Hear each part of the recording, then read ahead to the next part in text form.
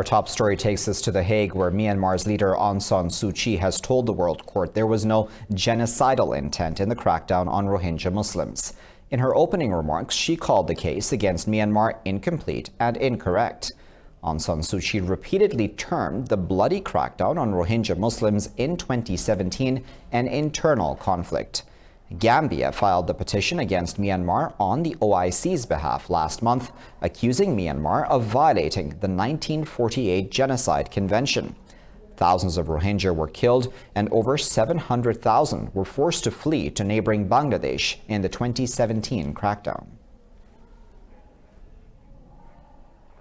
Russia, Turkey and Iran have meanwhile expressed concern over the increased presence of terrorist groups in Syria's Idlib province. In a joint statement after the 14th round of Syria talks in Kazakhstan, the Astana trio pledged to coordinate actions aimed at eliminating militants. They stressed on the need to establish peace on the ground. The three countries have also rejected all attempts at creating illegitimate self-rule. They also opposed the illegal seizure and transfer of Syrian oil revenues. Regarding the Syrian Constitutional Committee, they said it must be governed without any foreign interference.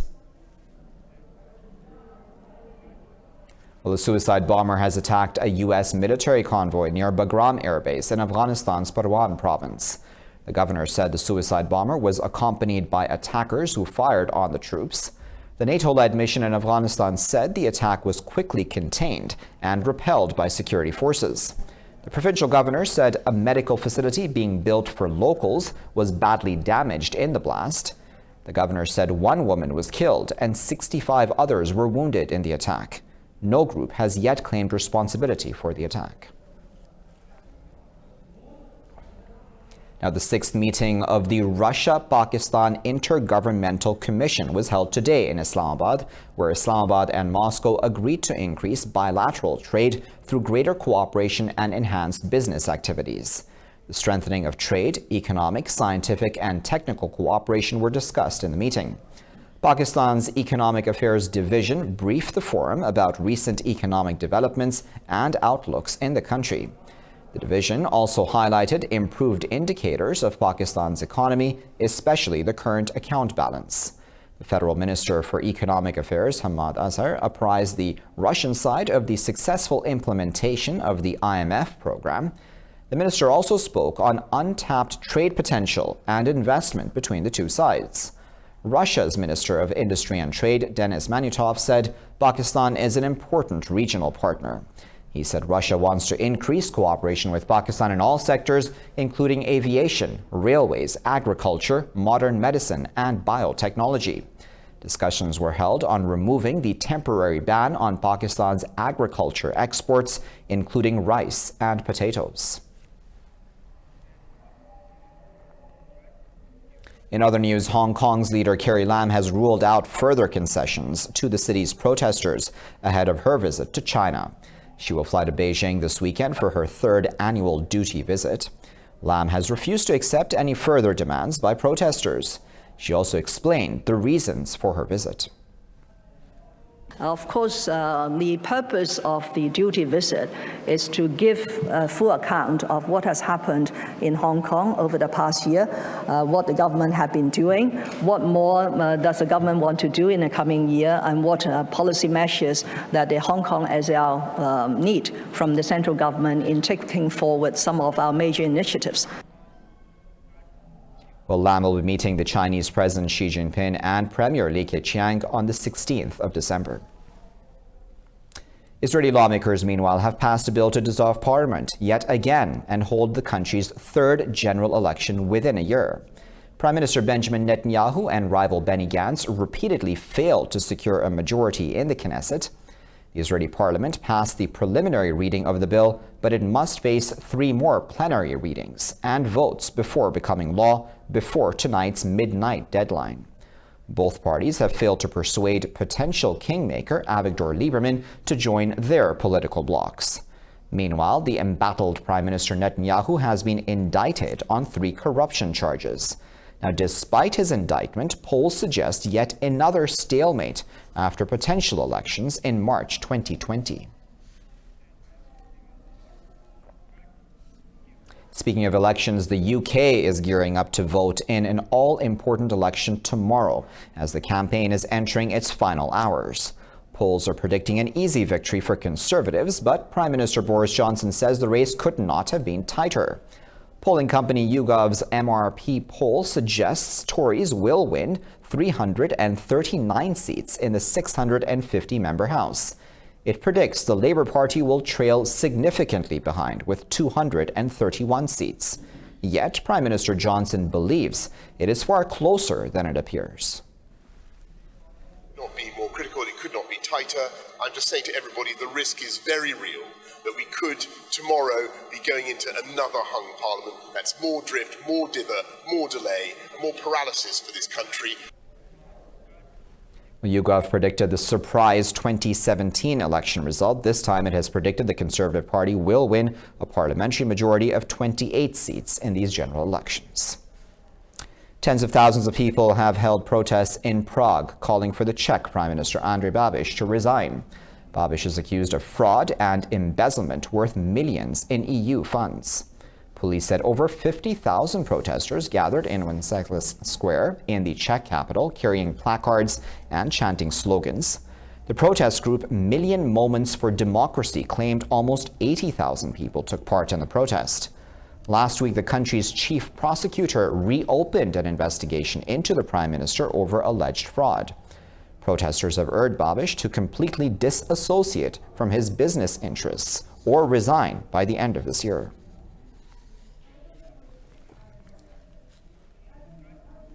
Well, in the U.S., 6 people have been killed in a shootout near a grocery store in the northeastern state of New Jersey.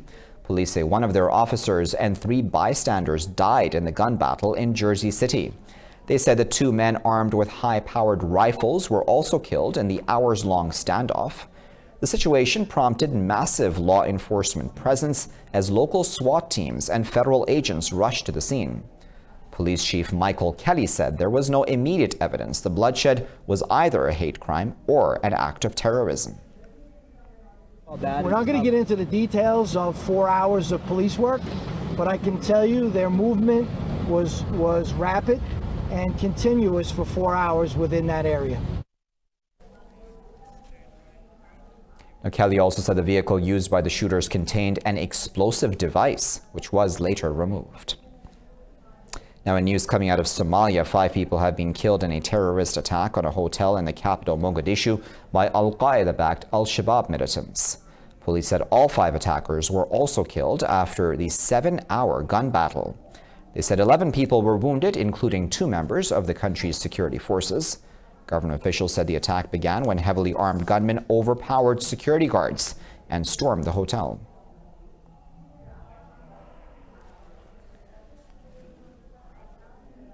Iraq has been rocked by months of deadly protests against corruption and unemployment. Baghdad's Tahrir Square has turned into an icon of anti-government demonstrations. Protesters in Iraq are demanding an overhaul of the country's ruling elite over corruption. More than 450 people have died during clashes with security forces since October, but protesters say their determination is unshakable.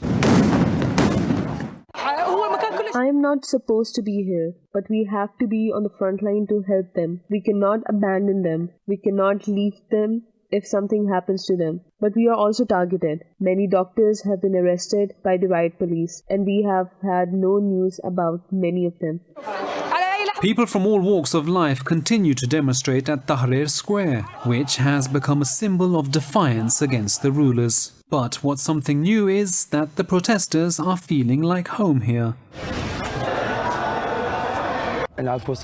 We have become one big family, and everyone has their role, like at home. There are those who cook, those who clean, those in charge of putting out tear gas smoke. Everybody is part of this big family, and everyone pulls their weight.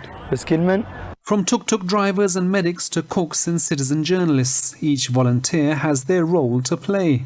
Iraqis can't take it anymore. Our graduates are unemployed. After graduating, they come home, and after that, what can they do with their diplomas? They find themselves selling bottles of water or tissues. They become laborers or they transport goods to the markets. Is this Iraq? We are a country of culture, a conscientious country. We should have everything we need. We have oil and we are Iraqis, no? We have the right to our share.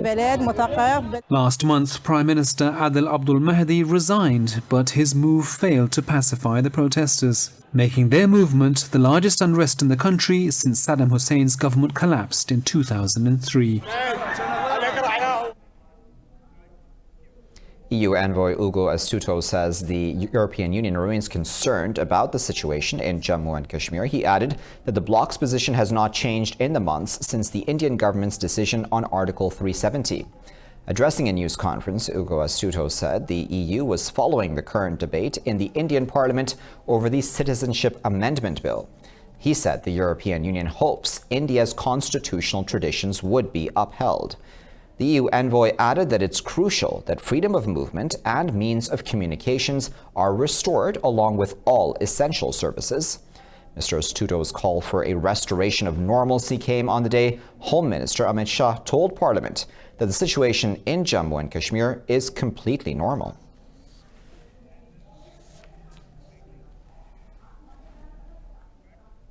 Plenty more news still to come. Stay tuned for that after this break.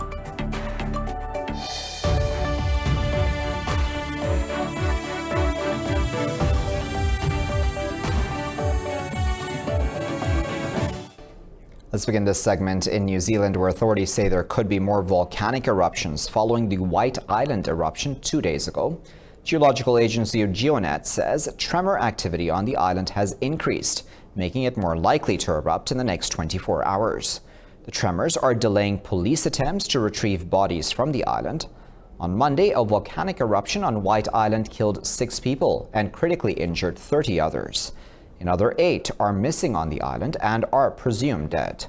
Authorities say formal identification and victim postmortems are currently underway. With Christmas around the corner, festive decorations at Germany's Berlin Zoo got panda cubs into the festival spirit. Enjoy this short report. Red Christmas stockings set the mood for twin giant panda cubs as they hang above the little ones caught at Berlin Zoo. The 3-month-old twin panda cubs made their first public appearance during a naming ceremony on Monday. The male cubs have been called Manjiang and Mengguan, which means desire dream and fulfill dream. Meanwhile, red pandas at the Deer Park Zoo also enjoyed the holiday decorations in their enclosure as they discovered bamboo treats hidden inside the Christmas stockings. And the world's first fully electric commercial flight has taken off in Canada's port city of Vancouver. An all-electric powered seaplane took off in what operators describe as a world first for the aviation industry. The short test flight by Harbour Air and Magni X involved a 6-passenger aircraft fitted with an electric motor. The manufacturer said it was a first step to building the world's first all-electric commercial fleet. The pilot of the plane and the CEO of Magni X, Roy Genzarski, said the flight was successful despite difficult conditions. It went flawlessly. Everything we could have expected and dreamed of a first electric commercial aircraft happened. The path to here was rocky, as any aerospace path would be, but the team overcame every challenge that came up and solved it, including staying up all night yesterday to make sure everything will be ready for this morning. Now, the push to electric aircraft could help slash carbon emissions in the highly polluting aviation sector.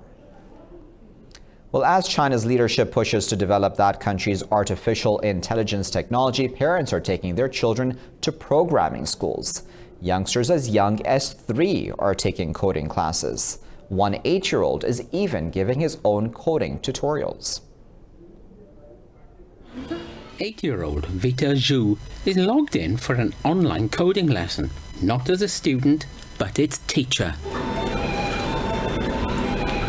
The little boy uses his tutorial channel to teach 60,000 followers, who are mostly older than him. Vita is among a growing number of children in China who've learned to code even before primary school. When I teach others, I also gain something. I have to pass all the levels myself in order to teach them. China has been making huge investments in robotics and artificial intelligence. Programming courses are being taught in both primary and secondary schools. The trend has been fueled by the belief coding skills are essential for teenagers, given the country's technological drive. Compared with overseas, right now our programming market penetration rate is still quite low. But another side to it is that it represents the overall market potential. Future demand and growth should be relatively fast. A Chinese internet analysis firm says the value of the programming market for children could hit $5.5 billion. Growth forecasts have been downgraded because of liquidity strains in its non-banking finance companies and slow job growth. The bank trimmed its growth forecast for developing Asia by a fraction in 2019 and 2020. The ADB's chief economist, Yasuyuki Sawada, said developing Asia faces rising food costs as inflation levels surge, defying previous estimates. Now, the World Trade Organization has suspended its role as an arbiter in global trade disputes. The WTO Director General Roberto Azevedo said the appellate body is unable to hear new appeals after the U.S. blocked the appointment of new judges. At a press conference at the WTO headquarters in Geneva, Azevedo said it will take months to fix its main dispute settling body. He said at least 3 judges are needed to hear an appeal in the 7-member appellate body, and only 1 is in place. Earlier, U.S. President Donald Trump blocked the appointment of judges, saying the WTO has treated his country unfairly. President Trump also called for a major overhaul of the body's dispute settlement system. Stock markets in Europe are trading mixed as investors await the U.S. Federal Reserve's interest rate decision. Developments are being closely followed ahead of the U.S.'s December 15th deadline for tariffs on Chinese goods. London's FTSE 100 and Paris CAC are trading fractionally lower. Frankfurt's DAX has gained 0.25%. In Asia, the Hang Seng Index gained and closed over 0.75% higher. Meanwhile, international oil prices have lost over 0.5%.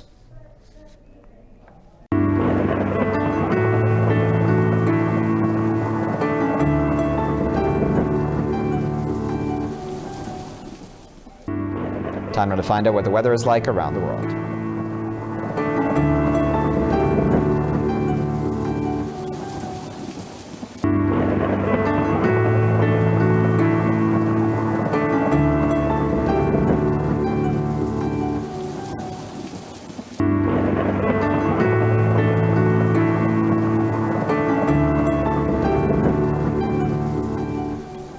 And with that, you're all caught up. Although for the latest updates on these news stories and others, please do follow us on our social media at indus.news. Thanks for watching.